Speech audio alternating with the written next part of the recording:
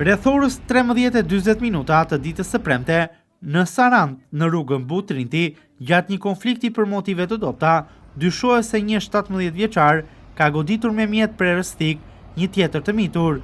I mituri është transportuar fillimisht për ndihmë mjekësore në spitalin e Sarandës, teksa më pas është nisur me urgjencë drejt Vlorës.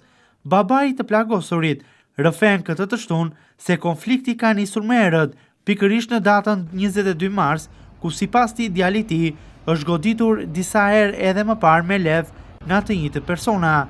Megjithëse nga frika e kërcënimeve, ai i ka thënë familjarëve, por edhe policisë se ishte rrëzuar nga shkallët.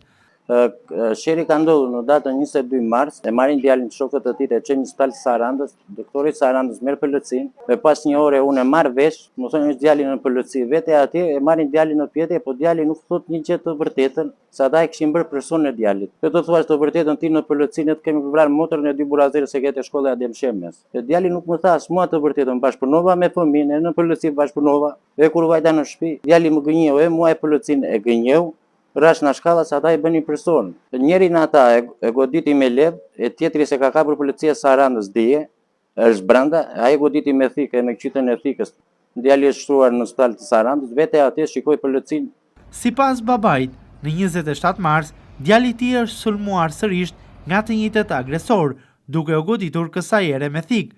Ai kërkon nga policia e Vlorës dhe Sarandës të arrestojë të gjithë personat e përfshirë në këtë ngjarje të rëndë, për të cilën thosë ai vetë, sigurisht dhe djali i tij i njeh shumë mirë këta persona, duke bërë edhe një kallëzim. Njëshin se janë në lagje, janë afër me njëri tjetrin. Po çfarë janë zënë tani, unë nuk e di të vërtetën po çfarë janë zënë. Po ta ketë thënë djali tim, të ver djali tim brenda. Të marr masat policia e Sarandës, gjykata, prokuroria, i lutem shtetit të marr masat. Petë timi në gabim, ta bagoj timi. Petë ai në gabim, ta bagoj ai. Unë dua të kapet nga policia e Sarandës, dua të kapet aktori i dytë se i ka bërë personin e djalit, se policia e Sarandës nuk dinte asgjë. E mos e ka policia e Sarandës, unë të mirem vetë me atë person. Gjendja e djalit është shumë keq, tani për momentin. Prej ditës së djeshme, 17 vjeçari po merr ndihmën mjekësore në spitalin e Vlorës, ku fatmirësisht gjendja e tij shëndetësore, siç konfirmohet, raportohet jashtë rrezikut për jetën, pasi thika fatmirësisht nuk ka prekur organet jetësore.